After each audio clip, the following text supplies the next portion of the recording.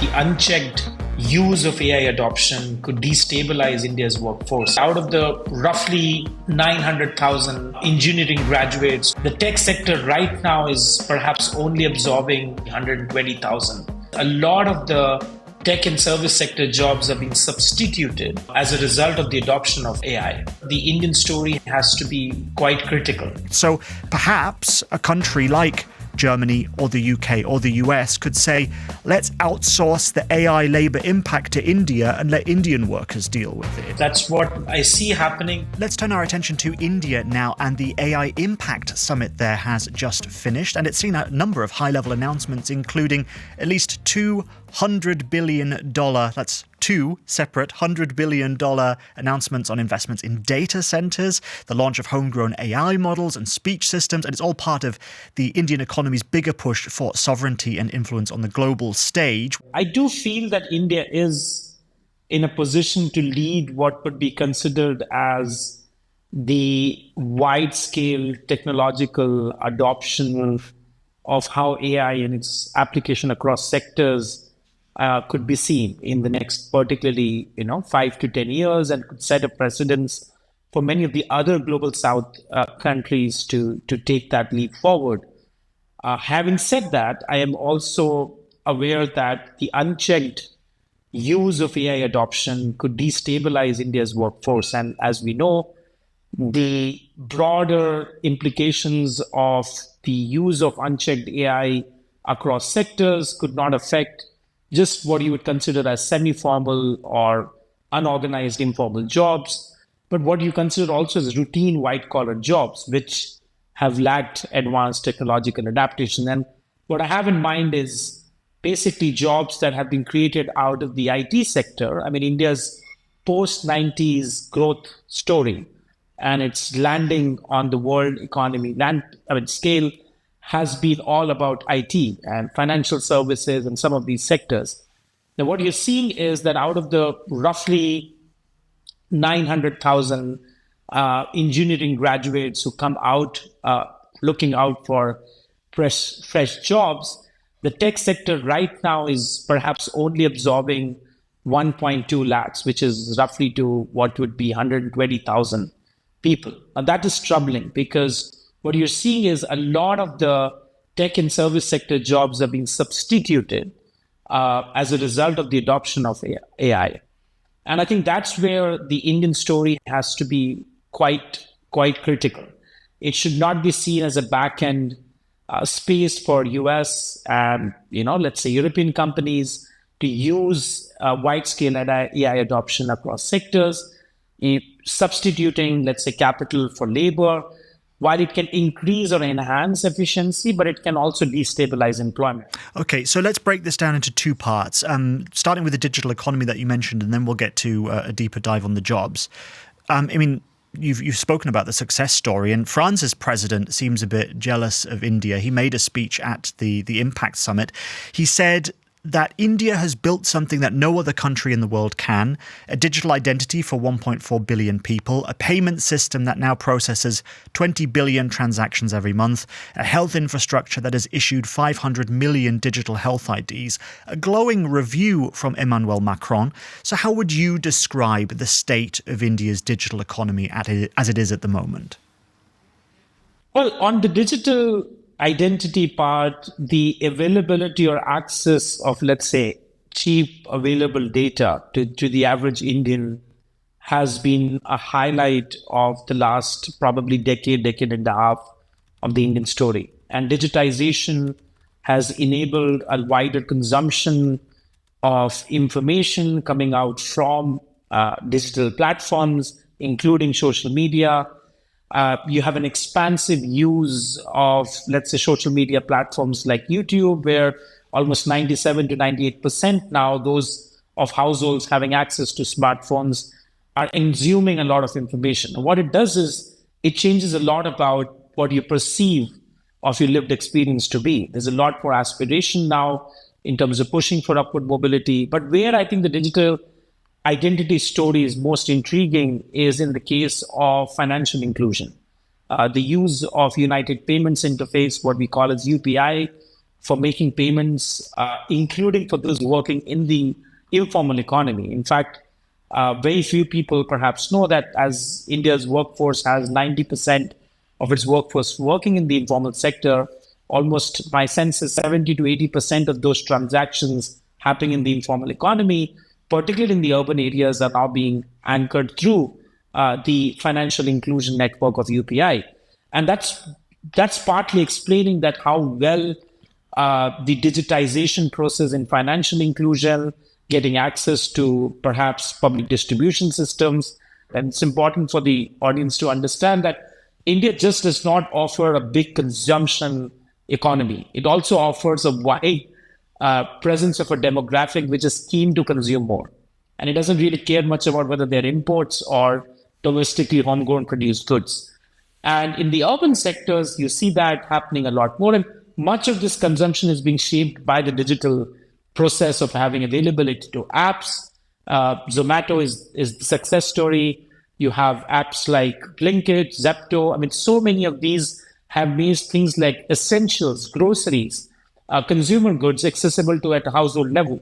So it's phenomenal. I mean, that's something which is unprecedented. There's no country I can think of, perhaps maybe Indonesia to a certain extent, which has seen that rapid adaptation of digitization at a household level. Right. I mean, it seems like the perfect environment for AI to slot in then. So let's dig in a bit more about what you were saying earlier.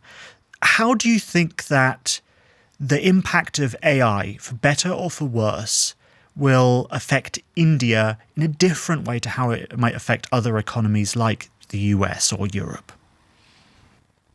Okay, so I think we have to see this in perspective. As I said earlier, the traditional high-skilled jobs in India, which was in the organized formal sector, which have been part of India's urban growth story. You know, you talk about Bangalore, cities like Pune, Gurgaon, Hyderabad.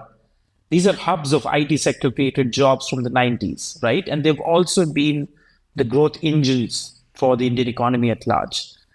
Now, what's happening is the entry-level coding, testing, documentation, customer support, back-end processing of data. These were all the kind of opportunities that fresh young graduates were being absorbed amidst a rapidly, expanding higher education system. Now, technically, AI systems can perform these tasks quite efficiently and effectively, right? They excel in environments where outcomes could be clearly defined and training data is abundant.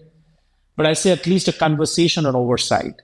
Like you have global projections that generally talk about aggregate productivity gains from AI, at least in the medium term in the Indian context, to be merely incremental. I don't see transformative change happening, let's say, over a few years. There are distributional consequences, however, which I think we need to look at. Now, what does that mean? There are structural asymmetries that are present across routine labor jobs. Since so many jobs are in the informal sector, you'd expect the impact of that to be almost unchecked or undocumented. We may not know the nature of technological disruption that may be caused in the unorganized informal sector, which means that the only way you can check for any evidence of what AI is causing is in the organized formal sector, which is in areas like IT, financial services. Now, a lot of this has labor force participation rate. India's biggest concerns have been in job creation. If you look at the last 10 years, India is no longer facing issues of underemployment, which it used to before, or disguised unemployment. It's facing something worse. It's facing double-digit unemployment amongst youth who are educated. And the worst impact of that is amongst female, urban, educated youths, right? So when you have a context where job creation is a concern, the presence of labor-intensive jobs is a concern. If you expect almost 40 to 50% of the work that is already available to be replaced by the adoption of a particular technological force, you are clearly looking at a wide-scale impact, which is going to be very difficult to be measured. I want to jump in on just one point that you were saying there, though, because it sounds like it's exactly the industry, the sector, which India has excelled at and which has been the massive contributor to the GDP, which is going to be the one that is set to be most impacted by AI. So it's these kind of AI tools where they plug in easily to where work is already kind of standardized and digitized, and that's in the formal sector. And it sounds like also, because a lot of countries in Europe, the US as well, the UK, have shifted, outsourced, offshored a lot of their back office tasks, let's say, to India. And that's been a massive industry when it comes to IT. And yet it sounds like what may happen, or one significant risk, is that the risk to labor as a result of the implementation of AI is also going to be offshored to India as well. And it's going to be Indian workers, skilled workers, workers who are highly qualified, who are going to see the brunt of this impact. So perhaps a country like Germany or the UK or the US could say, let's outsource the AI labor impact to India and let Indian workers deal with it. Is that a risk that you see? Well, quite accurately. Unfortunately, that's what I see happening. But I think one of the things that as a state or as a government that the Indian policy environment has to be aware about is this process of offshoring happens in areas which allows for two things to happen. Wage mobility, which is increasing of wages. India's labor market has been in the organized sector deeply compressed. I mean, IT sector also gives you a lot of evidence. You don't have very high wages across IT sector jobs. There is, however, precedence for certain, companies like TCS or Infosys, which have done remarkably well as Indian companies to set precedents for high value addition that is happening. But to what extent these companies are able to compete with the technological development that's happening with the widespread use of AI, let's say in the US or in Germany, I have my doubts. And one of the biggest reasons for this is that you don't have the same quality of human capital development that was happening during the 90s, right? When the absorption of internet, ICT, information communications technology led to this huge boom, changing what was called as the engineering programs from civil services civil engineering to what you call as computer science engineering, right? And then you had suddenly this flurry of computer science engineers who could do basic coding, who could work on apps, who could create apps very quickly. In fact, India's digital development is in terms of app development, coding. But the interesting statistic for people to look at is that almost 60 to 70% of the job creation that has happened in India in the last at least 7 to 8 years has been in the unorganized informal category, which means that the lack of jobs in organized sector is pushing people towards the informal sector, of which you would see very little of any impact. So just to sort of circle back to the main challenge, I think technologies that augment or automate, easy tasks risk eroding what you would consider as an already exposed employment base. You can raise productivity without collapsing participation. But at the same time, this distinction is not very semantic. It determines actually the fact whether AI substitutes for labor or strengthens it. And that was just a sneak preview of our podcast, The Dip, where we cover money stories that cross borders.